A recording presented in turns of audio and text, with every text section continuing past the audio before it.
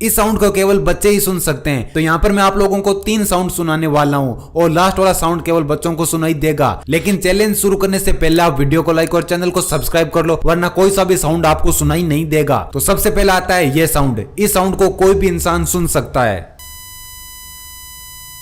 अब आता है ये साउंड। इस साउंड को केवल वही लोग सुन सकते हैं जिनके कान काफी अच्छे से काम करते हो। और अब आता है ये साउंड। इस साउंड को केवल और केवल बच्चे ही सुन सकते हैं।